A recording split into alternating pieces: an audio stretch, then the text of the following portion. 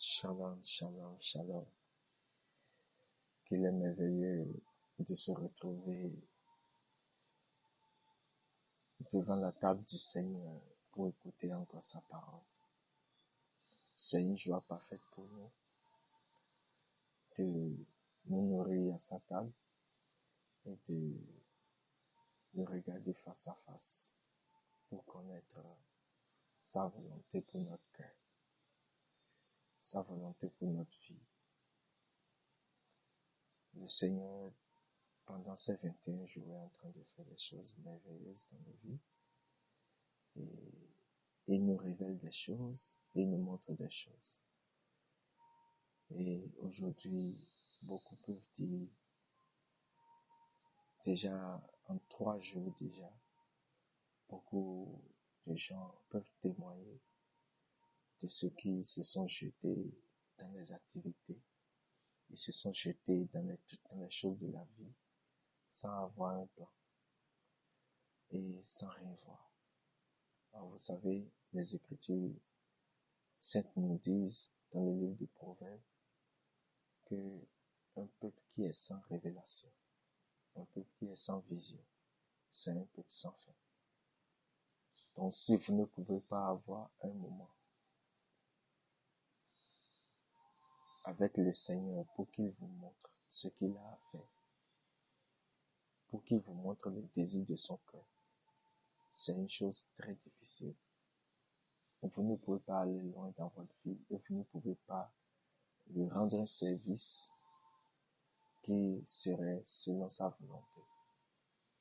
Donc, le but de nos 21 jours de jeûne et prière, c'est d'amener chaque croyant à faire cette expérience avec Dieu. C'est d'amener chaque croyant à se tenir, à tenir son cœur plus près du Seigneur, afin d'écouter sa voix, pour que le Seigneur lui dise ce qu'il veut de lui, pour que le Seigneur lui révèle son cœur. Alors, je vous invite à prendre cela au sérieux. La nourriture n'est pas plus que ce qui nous attend. Ce qui nous attend dépasse la nourriture. Nous avons mangé tout le temps. Nous sommes combattus pour la nourriture. Alors si c'est pour le pain et l'eau que nous allons manger, sachez que vous devez vous préparer encore en conséquence. Et mieux vous lancer dans la vie. J'ai quelques apports de réponses à donner à certaines questions que certaines personnes m'ont posées parce que réellement, ils ont prié et ils ont commencé par avoir des visions. Ils ont compris que le Seigneur révèle vraiment les choses aux gens. Certains ont rempli des cahiers, certains ont rempli des pages. Mais il y a une question qui s'élève toujours dans leur cœur. C'est de savoir, et si je fais tout cela sans la volonté de Dieu, est-ce que cela plaira au Seigneur? Parce que ce que mon cœur désire n'est pas forcément ce que le cœur du Seigneur désire. Donc, cette question s'élève chaque fois dans leur cœur et ils veulent savoir en fait comment on peut faire pour reconnaître la volonté de Dieu. Donc, je crois que c'est une question légitime pour une personne consciente, une personne qui veut vraiment plaire à son Dieu, qui veut vraiment faire les choses selon son Dieu, selon son Créateur, selon son Seigneur et son Sauveur. Il doit chercher à connaître sa volonté. Qu'est-ce que Dieu veut pour moi? Et est-ce que sa volonté est différente plutôt de ce qu'il est en train de me montrer actuellement? Parce que certains sont en train d'écrire certaines choses, ils se disent waouh! Et si tout ceci pouvait être réalisé dans ma vie, qu'est-ce que je serais? Est-ce que je ne serais pas le milliardaire de ce pays? Est-ce que je ne serai pas le millionnaire de ce pays? Est-ce que je ne serai pas comment l'instrument le plus utilisé par Dieu? Est-ce que je ne serai pas? Est-ce que je ne serai pas? Est-ce que je ne serai pas? Parce que à force de ne pas voir, vous ne ferez rien. Mais si vous pouvez voir, vous ferez de grandes choses.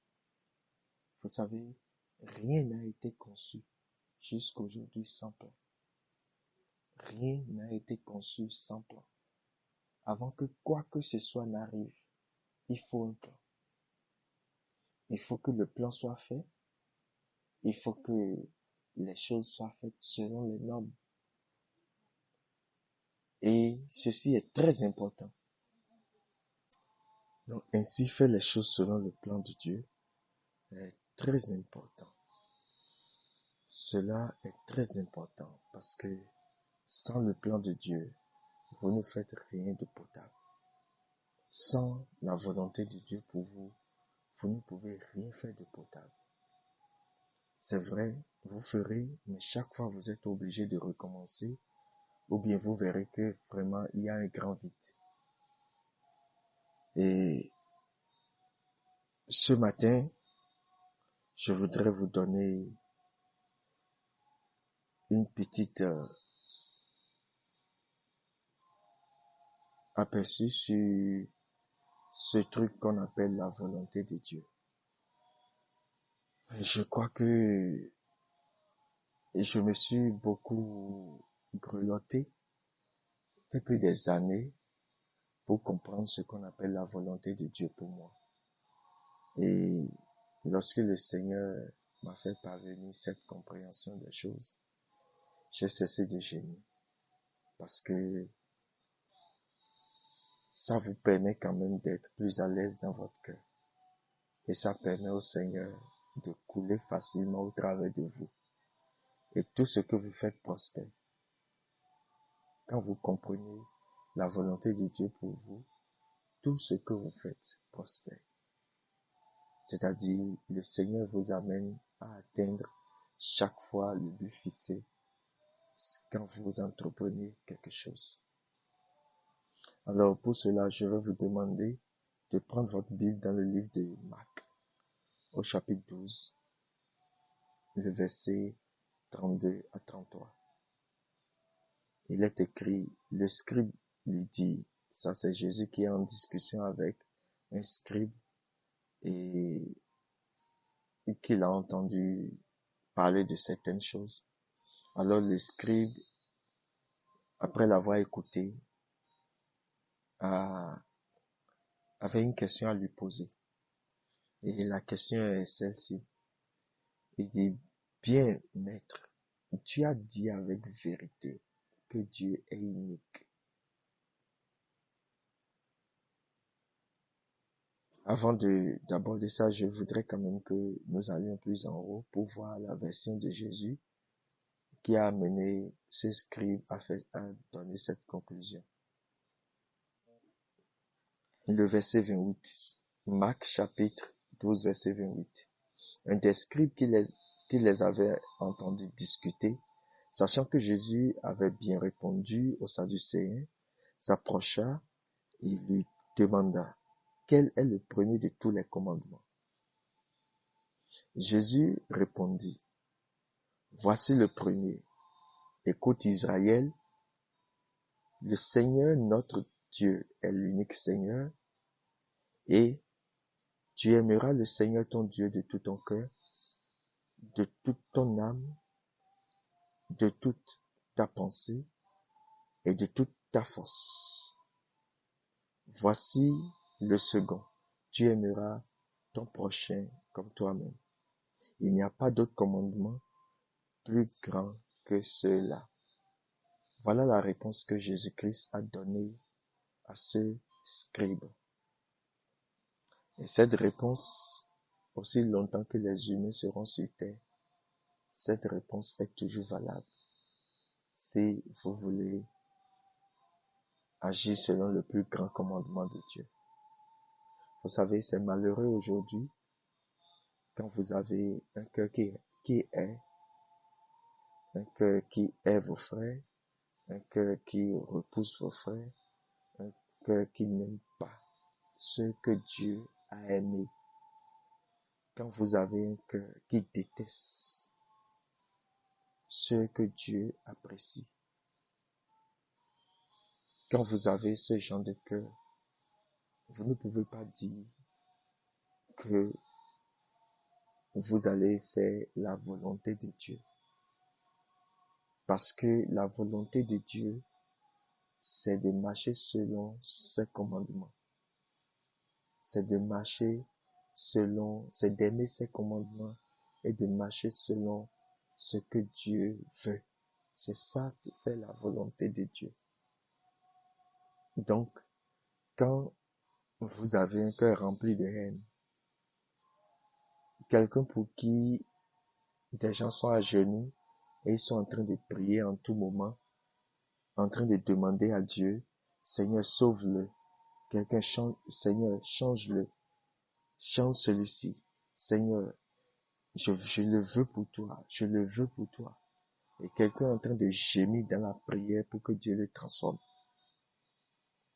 Toi, à cause de ce que tu veux, et que celui-là ne t'a pas encore fait, tu cries à Dieu, tu dis, Seigneur, punis-le.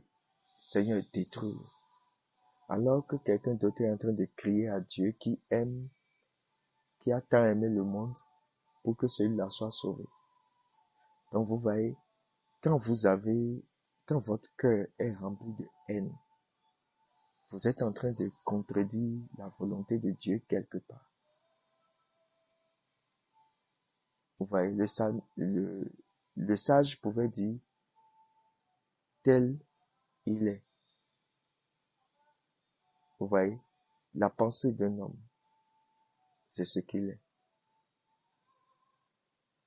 Vous voyez, la pensée d'un homme, c'est ce qu'il est. Si il peut penser mal, s'il peut penser mal, s'il peut avoir de la haine dans son cœur, vous voyez, c'est que il est comme ça. Dans le livre de Proverbes, chapitre 7, chapitre 23, plutôt verset 7, il dit, car il est comme les pensées de son âme. Il est comme les pensées de son âme. Mon frère, ma soeur, quel que soit ce que tu veux faire dans ta vie, quelles sont les pensées de ton âme? Quelles sont les pensées de ton âme? Parce que nous jeûnons. Nous sommes en train de jeûner actuellement. Et nous sommes en train de prier pour chercher, pour voir ce que Dieu veut pour nous avant de commencer le voyage de cette nouvelle année. Mais qu'est-ce que Dieu veut pour moi? Et quelle est la pensée de mon cœur? La Bible dit, il est comme les pensées de son âme.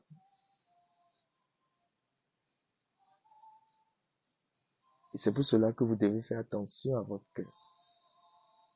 La Bible dit, garde ton cœur plus que toute chose. Proverbe chapitre 3. Proverbe chapitre 4 plutôt. Le verset 20. Il est écrit, garde ton cœur plus que toute chose.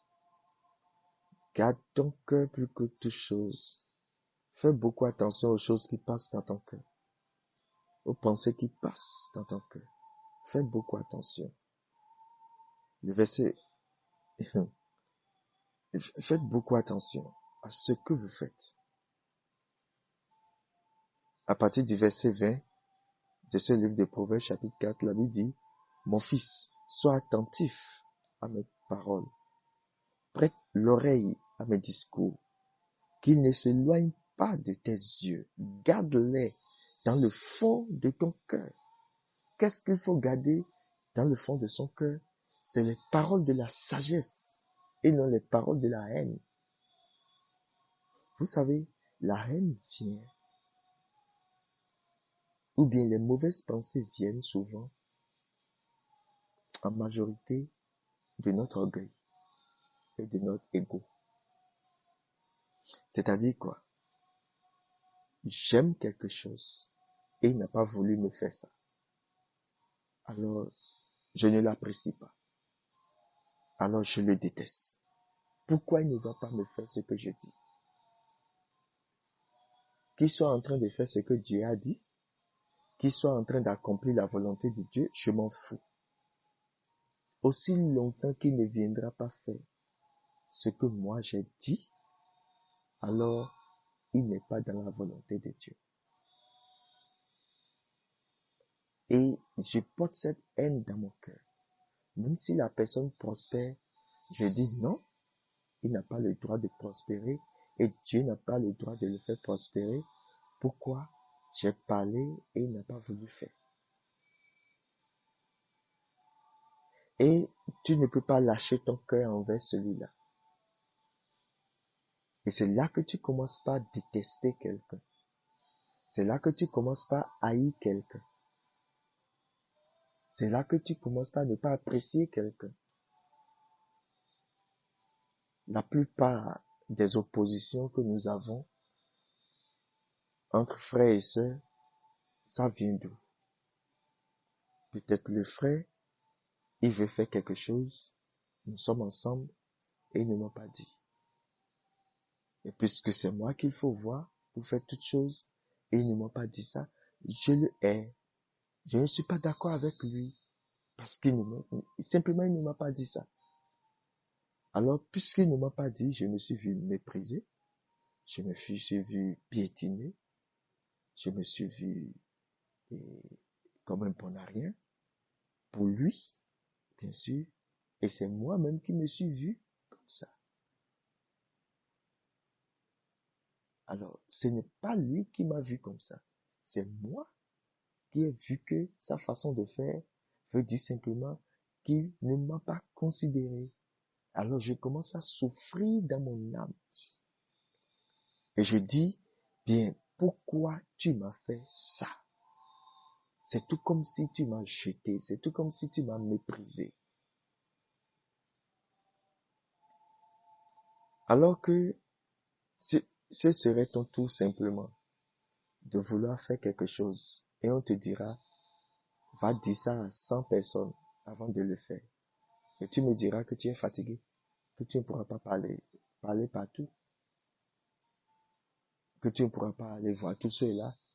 Mais c'est parce que l'autre n'a pas vu tous ceux-là, parce que tu n'es pas le seul à ne pas être consulté. Donc, puisqu'on n'a pas vu tout le monde, alors tu souffres. Donc, quel est ce travail que nous devons faire pour ne pas avoir un cœur rempli de haine, un cœur meurtri, pour ne pas avoir un cœur blessé? Parce que beaucoup ont le cœur blessé. Beaucoup sont en train de jeûner actuellement. Et si vous leur demandez, est-ce que ça va dans ton cœur? Est-ce que ton cœur est soulagé, ton cœur est libre? Non. Et tu lui demanderas, et tel frère, bien telle sœur, est-ce que la façon dont il prie, est-ce que Dieu va les exaucer? Jamais. Pourquoi Dieu ne peut pas les exaucer?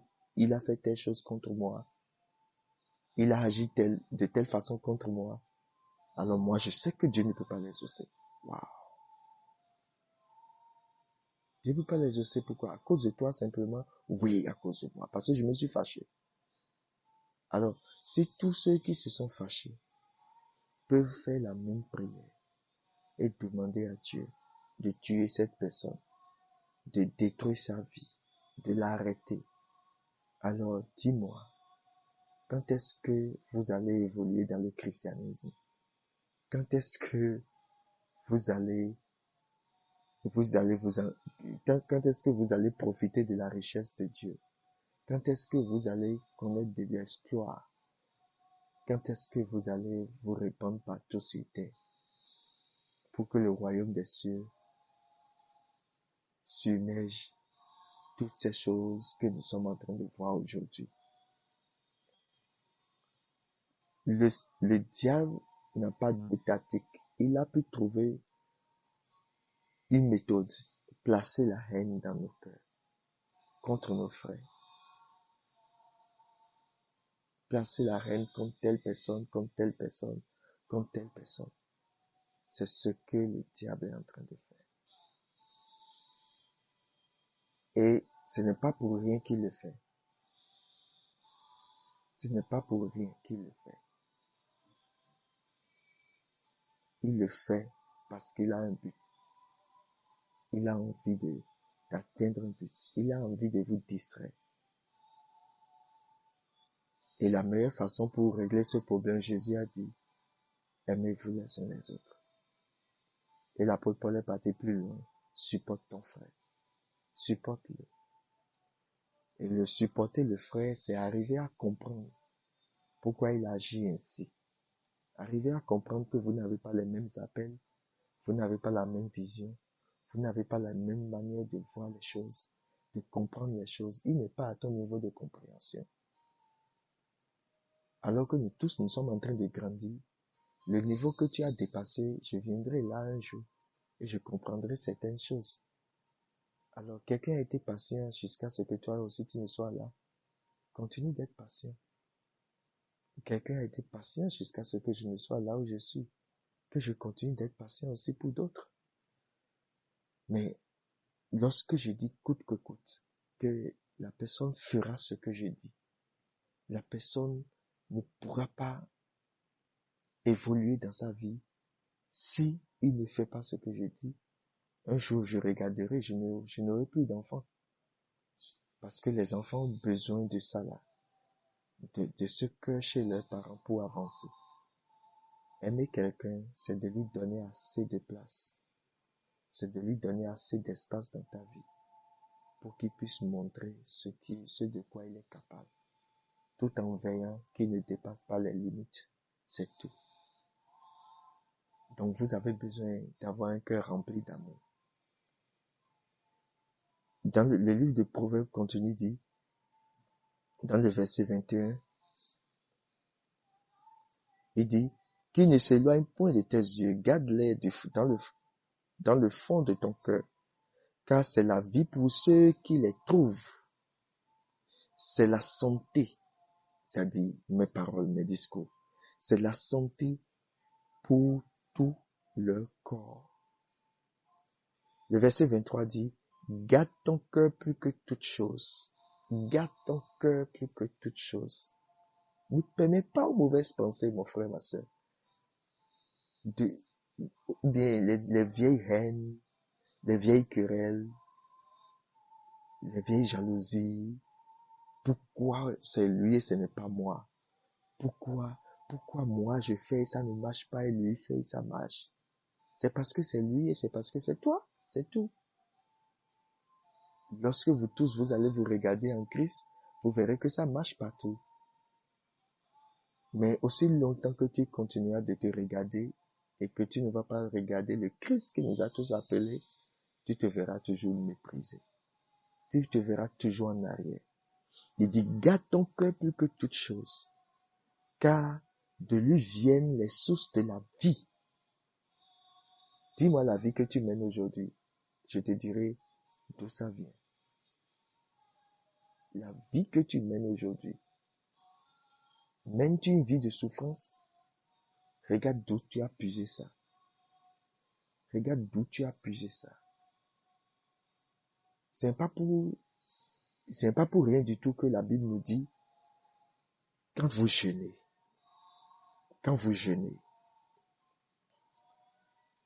Ésaïe 58, Dieu a trop insisté sur cela. Il dit, voici le jeûne.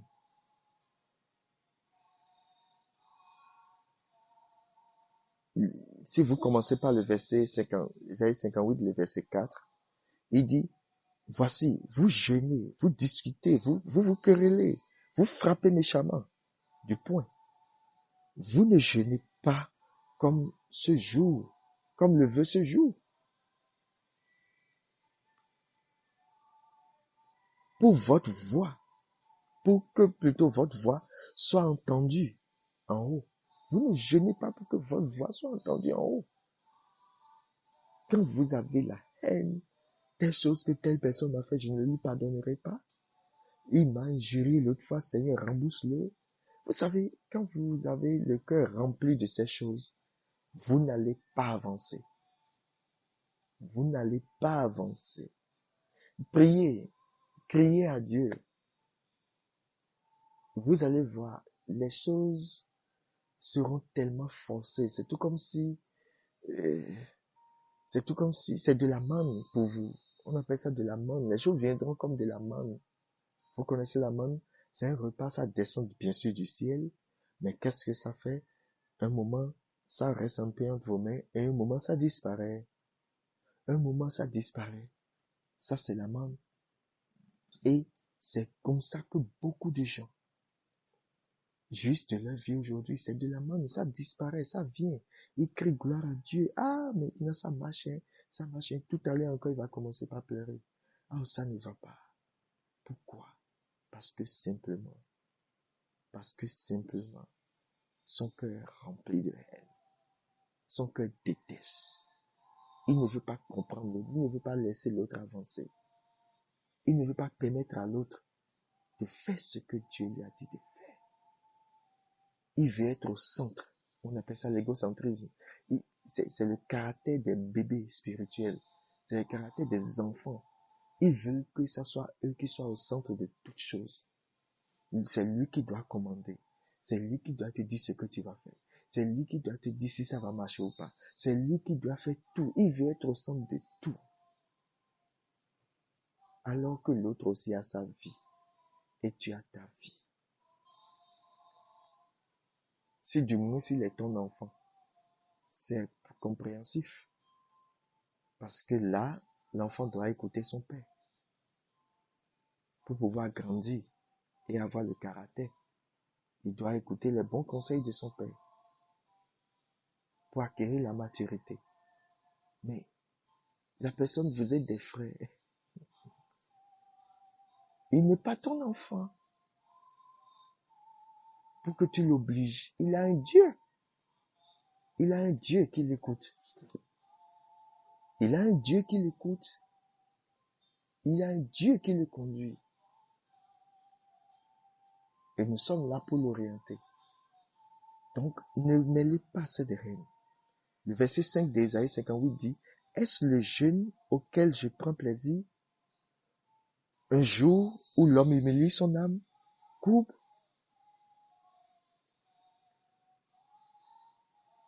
couper la tête comme un jonc, se coucher dans le sac, se coucher plutôt sur le sac, et la cendre, est-ce là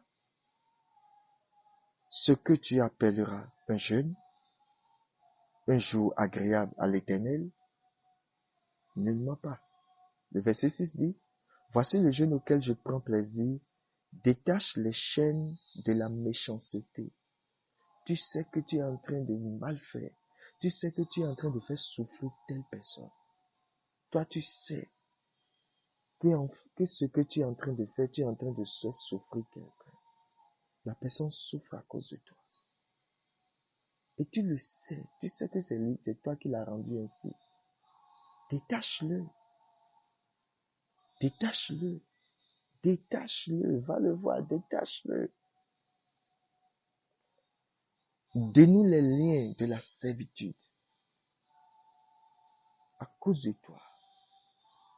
Tu sais que tu as mis telle personne. Vous savez, la servitude, c'est comme un esclavage. C'est une forme d'esclavage. Et tu sais que tu as mis un lourd poids sur la personne.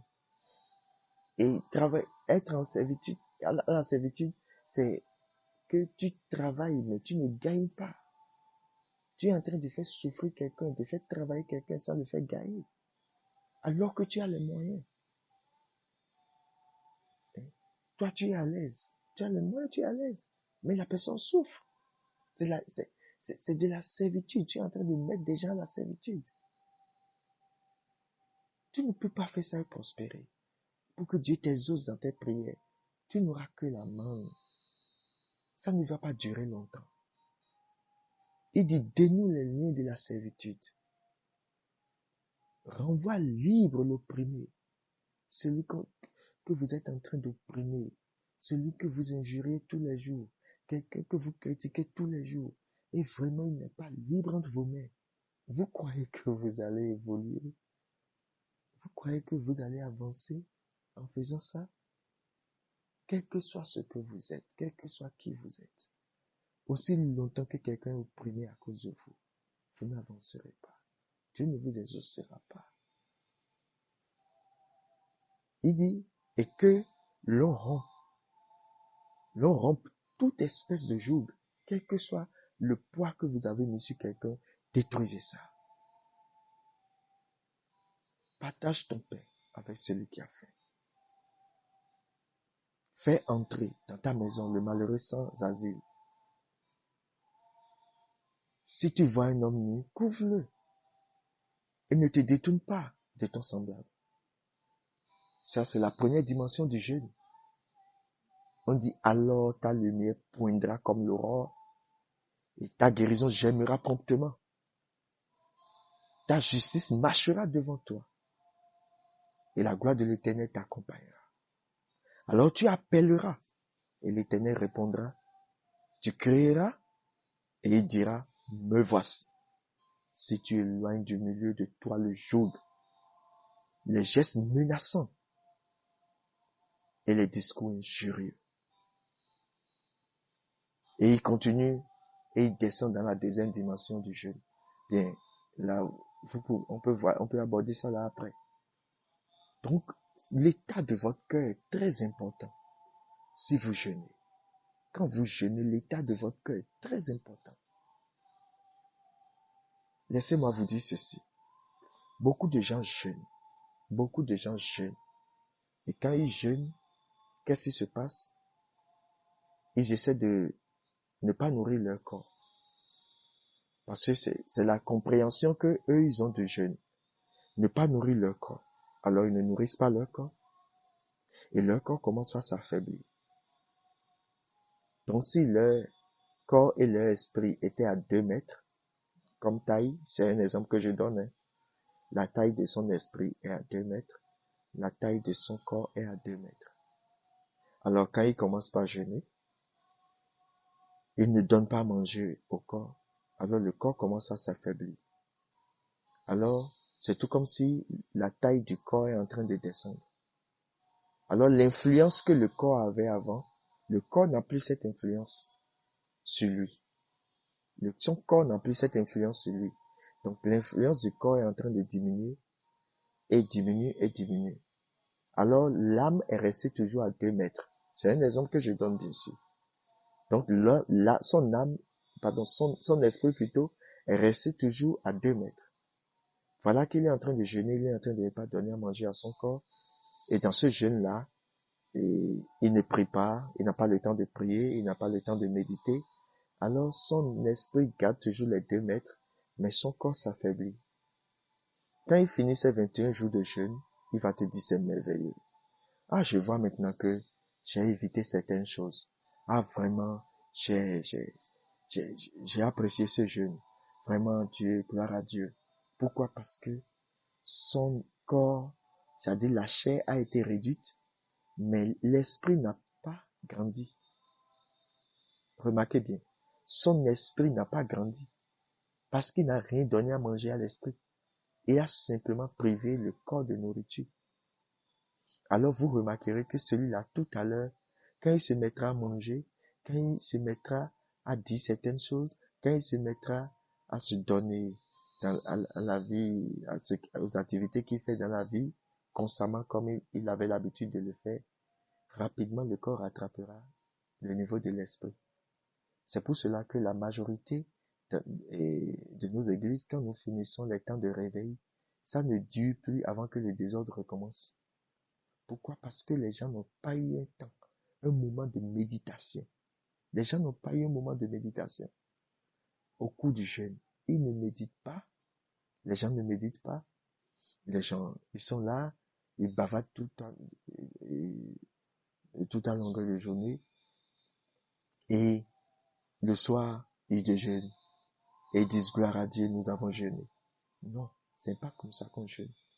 Si vous voulez grandir en esprit, en jeûnant, c'est bien, privez votre corps de nourriture. Mais nourrissez votre esprit. Nourrissez votre esprit. Écoutez des messages. Lisez la parole de Dieu. Méditez, ruminez.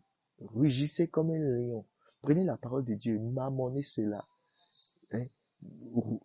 Redis cela dans ton esprit. Redis ça en tout moment. Redis ça jusqu'à ce que ton âme ne soit nourrie et satisfaite de ça. Jusqu'à ce que cela ne te couvre de l'intérieur vers l'extérieur. C'est ça, nourrir son âme. Médite la parole. Reste sans voir l'homme. Cache-toi quelque part sans voir l'homme. Et parle à l'invisible. Parle à Dieu. Que ton cœur communie avec lui. Là, tu verras que ton jeûne a son sens réellement. Et quand tu finis,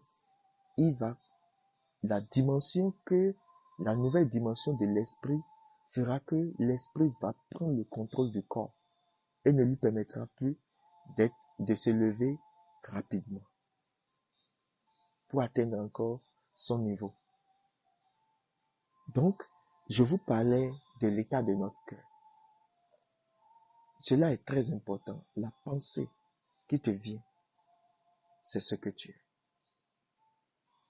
Si tu n'aimes pas, si tu pardonnes difficilement, si tu n'aimes pas les gens, si tu ne comprends pas les gens, si tu ne veux pas permettre aux gens d'avancer, d'être libres, parce que Dieu les a créés libres, si tu ne veux pas voir les gens prospérer, si tu ne veux pas que les gens soient ce qu'ils doivent être, alors simplement tu as un mauvais cœur. Tu as un mauvais cœur. Ce que Dieu a voulu qu'ils soient, laisse-les devenir. C'est ton rôle. Ton rôle est de veiller à ce que quelqu'un soit ce que Dieu a préparé pour lui.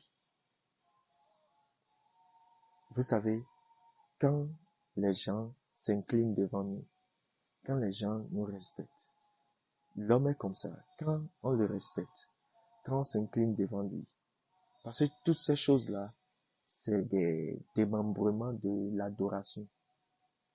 Et Dieu, il y a une partie de ces choses, quand on commence par faire à un humain, l'humain se sent très fort, il se sent élevé. Alors, quand vous commencez par devenir très assoiffé de ces choses, faites attention à votre vie spirituelle. Lorsque les gens vont vous priver de ça, vous serez malade. Parce que vous aimez qu'on vous adore. Et c'est mauvais pour votre cœur. Donc, j'étais en train de parler du livre de Marc. Alors, le Seigneur dit, tu dois aimer, le Seigneur Jésus-Christ nous dit, tu dois aimer le Seigneur ton Dieu de tout ton cœur. De tout ton cœur. Comment je vais faire pour connaître la volonté de Dieu? C'est simple. C'est d'aimer Dieu. Tu dois faire tout possible pour aimer ton Dieu. Laissez-moi vous dire ceci. Quand vous prenez deux amoureux, deux personnes qui s'aiment vraiment, qu'est-ce que vous remarquez à leur niveau? Vous remarquerez que quand deux personnes s'aiment du vrai amour, du fond de leur cœur,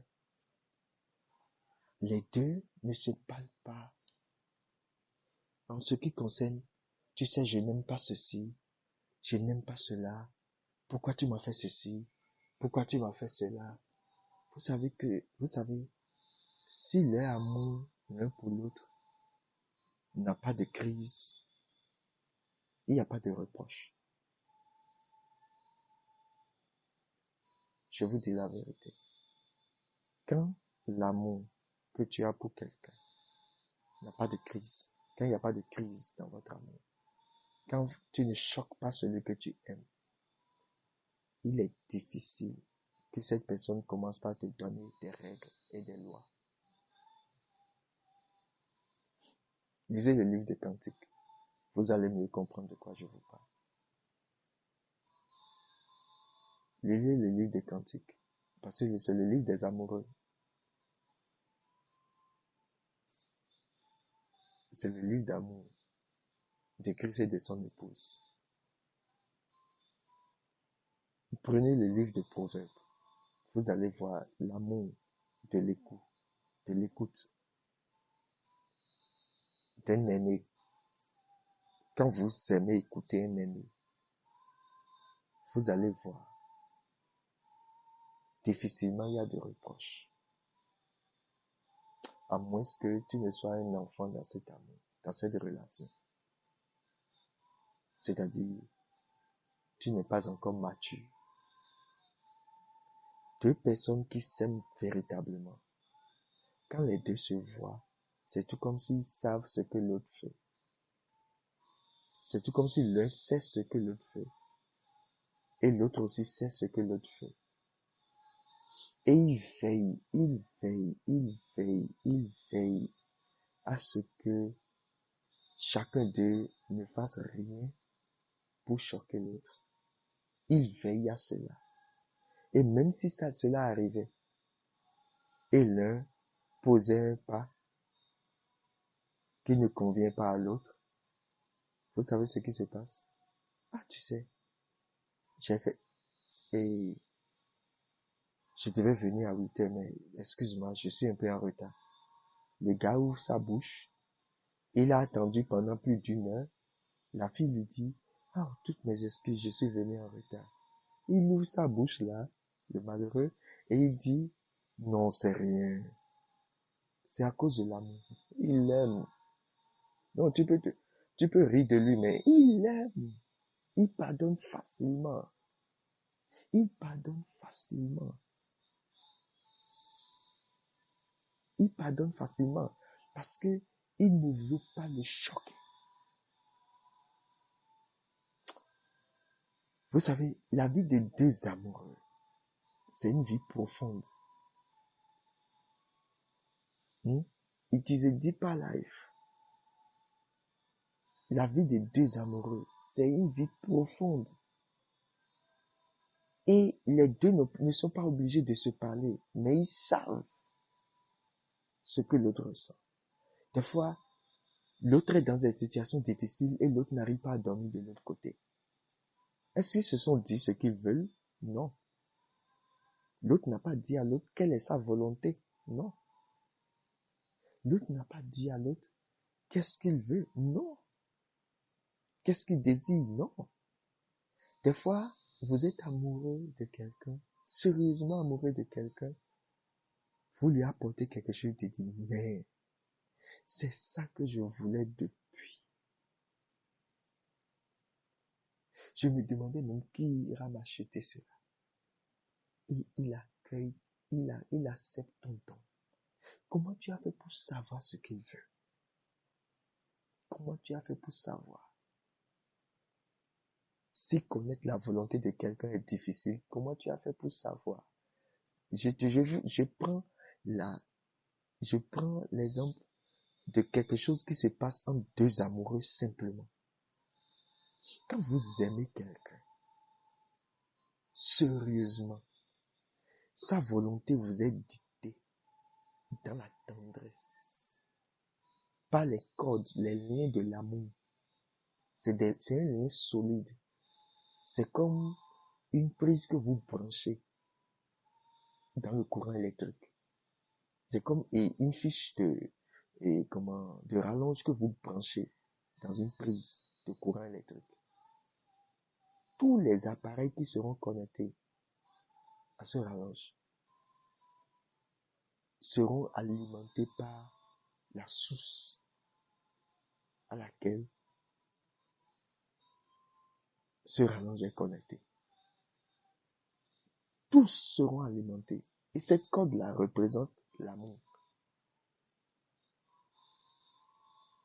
Vous n'allez pas entendre le bruit du courant passant dans la corde, dans vos chambres. Mais beaucoup de choses se transmettent là, sans qu'il n'y ait pas de bruit. Il en est ainsi pour l'amour. Quand vous aimez quelqu'un, le cœur parle au cœur. Tout ce qui est en lui vous est transmis. Et la meilleure manière pour nous de savoir que nous aimons quelqu'un. Vous savez, je peux continuer en vous citant les caractéristiques de l'amour. Hein. Quand vous aimez quelqu'un, vous le pardonnez très facilement. Vous n'aimerez pas qu'on parle mal de lui auprès de vous. Quiconque, même vos parents, même s'ils parlent mal d'eux, on les voit mal. On les voit de la mauvaise manière, on se demande, mais est-ce que ceux-là savent de qui ils parlent? Et cette définition de l'amour dont je suis en train de vous parler vous ramène à 1 Corinthiens chapitre 13. Vous comprendrez ce qu'on appelle l'amour. Et c'est ce qui manque beaucoup dans l'église aujourd'hui, l'amour. Quand vous aimez quelqu'un, vous ne l'appréciez pas mal. Vous l'appréciez, vous le corrigerez dans le but pour qu'il avance. Vous tenez à le voir marcher, avancer. C'est ainsi l'amour. Alors, quand vous aimez quelqu'un, vous n'allez pas vous réjouir quand quelque chose lui arrivera de mal. Quand une mauvaise chose lui arrivera, vous ne vous réjouirez pas. Vous allez le croire facilement. L'amour croit à tout. L'amour ne dit pas, non, et moi je suis prudent, hein. Je sais comment je vis avec lui. Non. L'amour s'élance. L'amour s'élance. Et quand l'amour s'élance, tout se transmet entre les deux amoureux. Donc, vous devez comprendre cette vérité. C'est pour cela que Jésus pouvait dire, depuis l'Ancien Testament, Dieu avait déjà prescrit à Israël, tu m'aimeras de tout ton cœur, de toute ta pensée, de toute ton âme, de toute ta force. Et comment tu peux arriver à aimer quelqu'un de tout, de tout, de tout et de tout?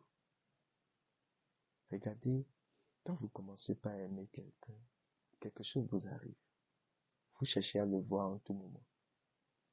En tout moment. Si vous ne l'avez pas encore vu, c'est un SMS. C'est un coup de fil. C'est un papier que vous tirez, juste pour te dire bonjour. Et vous confiez ça à un enfant. Connais-lui ça pour moi. Vous n'êtes pas à l'aise si vous ne communiquez pas. Vous ne pouvez jamais aimer quelqu'un sans vouloir sa présence ou communiquer avec lui. Vous ne pouvez jamais aimer quelqu'un sans désirer sa présence. Si sa présence vous met mal à l'aise et que vous n'aimez pas communiquer avec lui, vous avez une crise d'amour avec celui-là. C'est-à-dire, vous n'aimez pas celui-là, je veux dire. Vous ne l'aimez pas. La présence de votre amoureux vous satisfait. La présence de votre amoureuse vous satisfait. Tu n'as pas envie de faire quelque chose. Tu n'as pas envie d'aller quelque part. Tu n'as pas envie de faire quoi que ce soit. Simplement le regarder, le contempler et passer un temps avec lui. Et c'est parce que vous devez travailler pour que d'autres personnes soient nourries. C'est parce que Dieu vous a dit de travailler. Et le but pour lequel l'homme travaille, nous les enfants de Dieu, nous travaillons, c'est pour nourrir les autres. Parce que notre Père Céleste nous nourrit, nous. Nous ne mangeons pas la sueur de notre front. Aucun enfant ne fait ça. Aucun enfant respectueux. Aucun enfant qui respecte ses parents, qui aime ses parents, qui écoute ses parents, ne se nourrit de sa propre force. Ne se nourrit à la sueur de son front. Non. Si vous voyez un enfant qui se nourrit à la sueur de son front, et qui se débat, qui se gêne tout le temps pour se nourrir à la sueur de son front, qui court, qui se peine, et c'est à la sueur de son front qui se nourrit, sachez que c'est l'enfant qui a quitté la volonté de son père. Tout enfant qui est dans la volonté de son père ne sent pas de douleur quand il s'agit de manger, quand il s'agit de travailler. Il ne sent pas de douleur. Il le fait avec plaisir. Pourquoi? Parce que son père le nourrit. Et vous n'avez pas le droit de dire, vous n'avez pas le droit de penser que c'est parce que vous avez balayé la maison que papa vous a donné le petit déjeuner.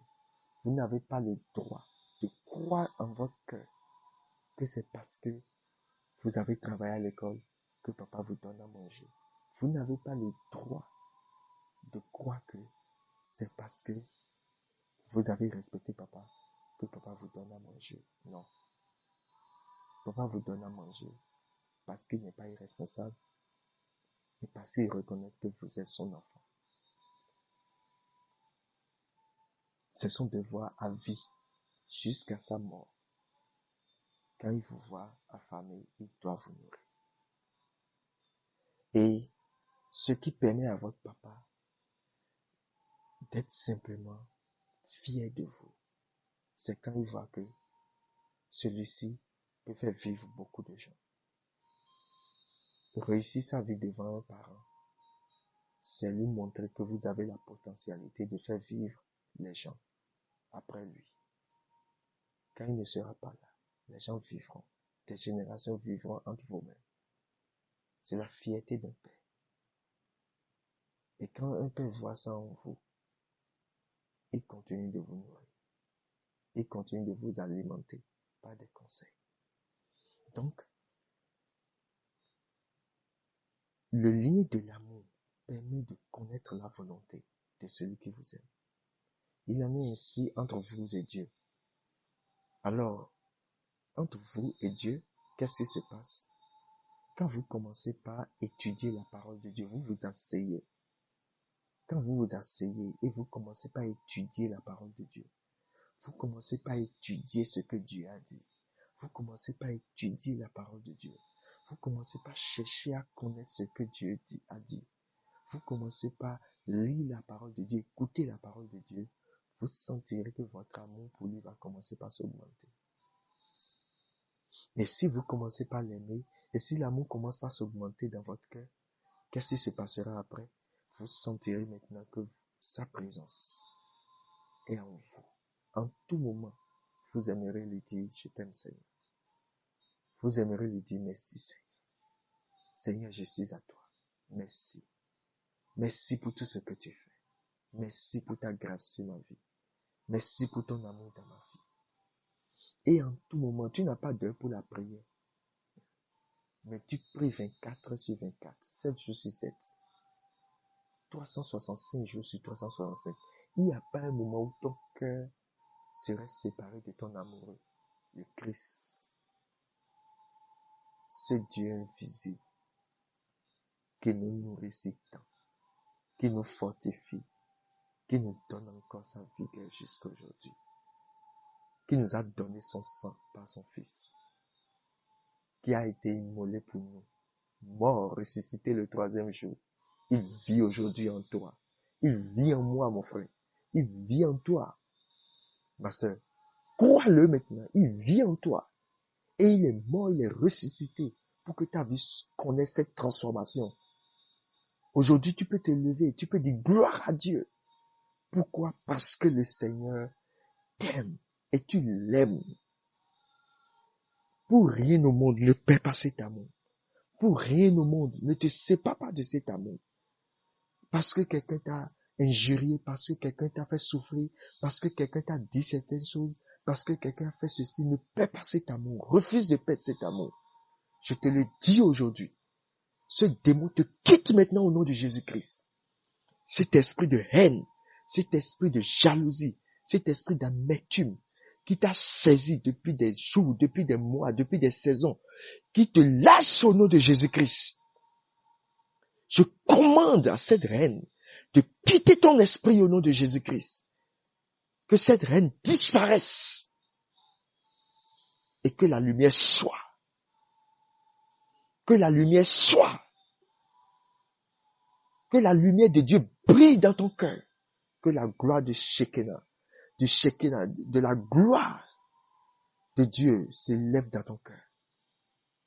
Et que le Seigneur érige son tabernacle maintenant en toi. Que Dieu vienne, que l'Esprit de Dieu, que le Saint-Esprit, le Dieu invisible lui-même, vienne se tabernacle en toi.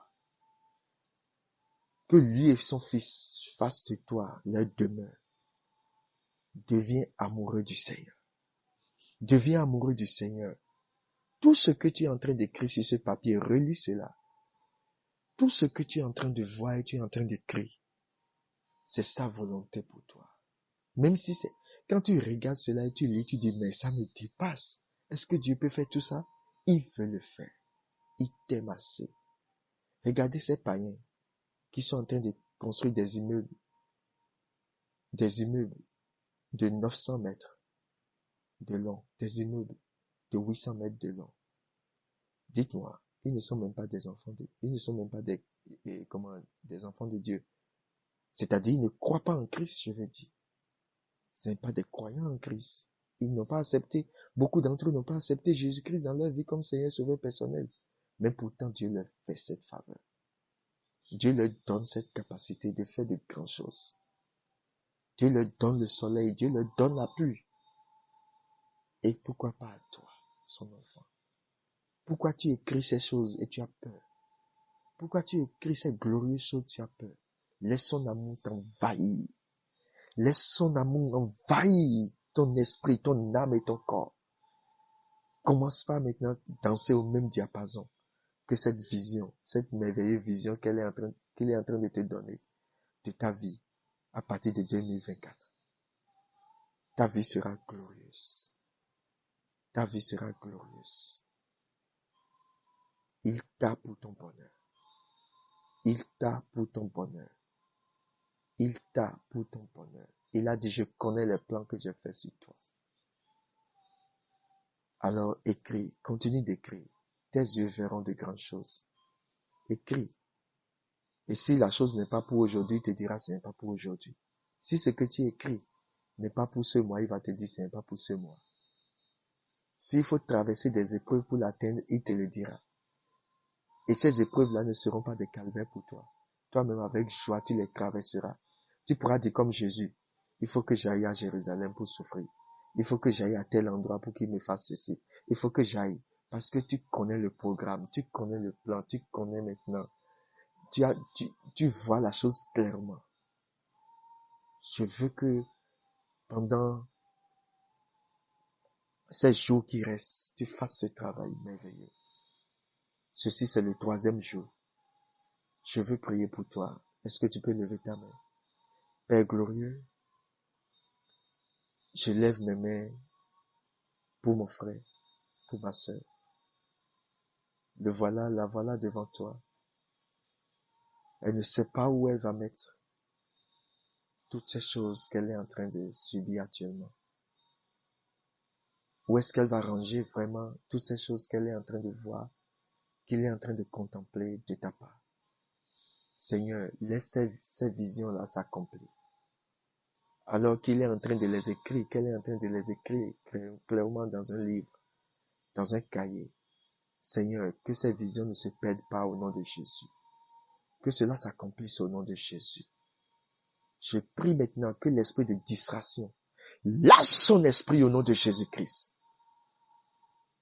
Que toute distraction, que toute colère, que toute rage, que toute amertume, que toute haine, que toute querelle qu'il avait accumulée dans son cœur depuis des mois, que toutes ces choses, comme je l'ai dit tout à l'heure, s'éloignent complètement de lui au nom de Jésus-Christ. Laisse ton atmosphère régner autour de lui. Ton atmosphère, Seigneur, brille autour de lui au nom de Jésus-Christ. Alors qu'il est en train de passer ce jeûne, Seigneur, j'appelle maintenant ton hôpital chirurgical. Qu'il vienne maintenant faire l'opération dans son corps. Qu'il vienne opérer.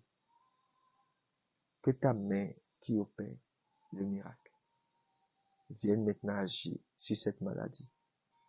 J'ordonne maintenant la guérison. J'ordonne une opération surnaturelle et que cette boule disparaisse. Que ces objets qu'ils ont trouvés dans son corps disparaissent. Que cet objet étrange qu'ils ont vu dans son corps disparaisse au nom de Jésus-Christ. Le témoignage maintenant éclate de ta bouche.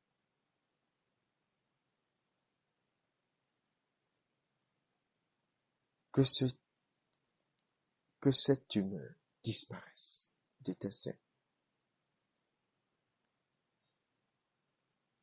Que cette difficulté que tu as d'uriner, que Dieu te remplace maintenant ton prostate au nom de Jésus.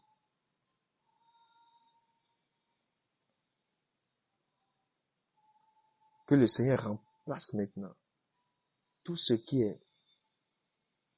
pourrit en toi, tout organe malade en toi. J'ordonne leur restauration au nom de Jésus. J'ordonne leur restauration au nom de Jésus. Qu'ils soient enlevés et remplacés maintenant. Que l'organe malade soit ôté et remplacé au nom de Jésus.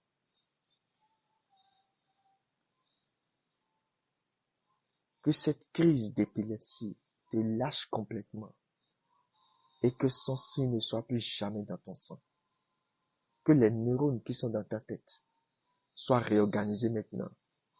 Je touche ta tête maintenant au nom de Jésus-Christ. Et je donne cette guérison dans le nom puissant de Jésus-Christ. Reçois maintenant là. Reçois là au nom de Jésus. Tu es guéri.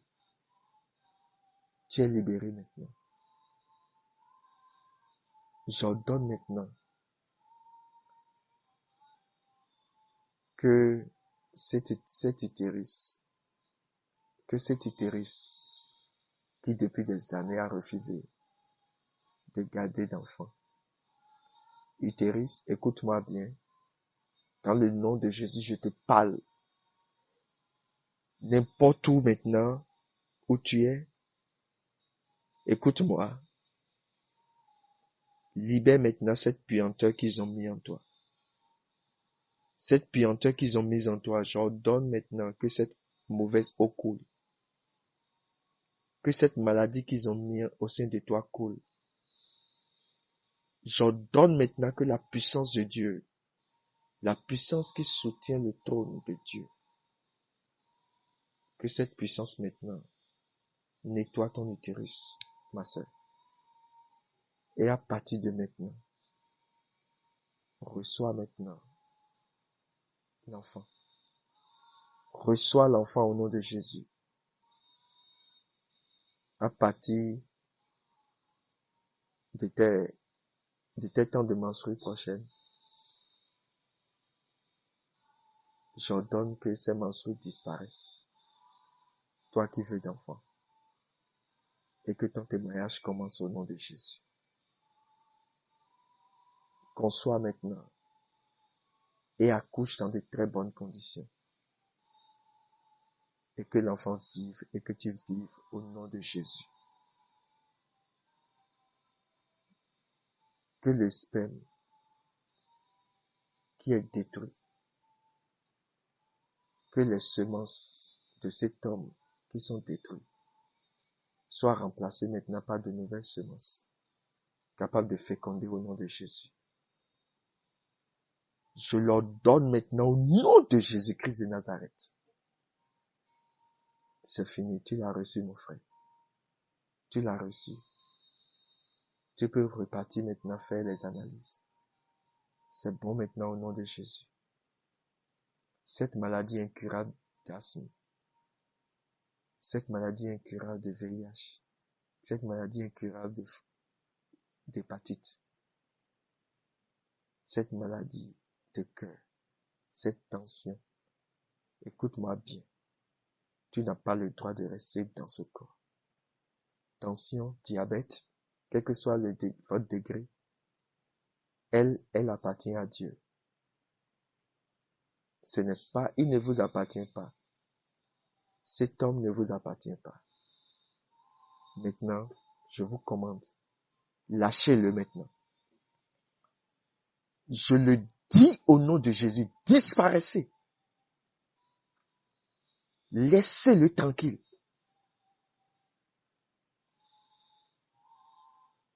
Que tout son corps maintenant commence par fonctionner normalement.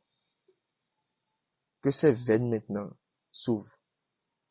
Que tous ses artères maintenant, tout dysfonctionnement dans son corps soit corrigé. Que cet enfant soit guéri. Je pose maintenant ma main sur lui et je donne sa guérison au nom de Jésus-Christ. Merci Seigneur. Merci Seigneur. Merci Seigneur. Seigneur, ouvre maintenant l'esprit de tes enfants, afin que ta lumière brille davantage en eux. Merci pour l'avoir fait ainsi. Que ce démon maintenant quitte ce corps. Esprit impur, écoute bien la voix de l'Éternel. Tu n'as plus le pouvoir sur ce corps.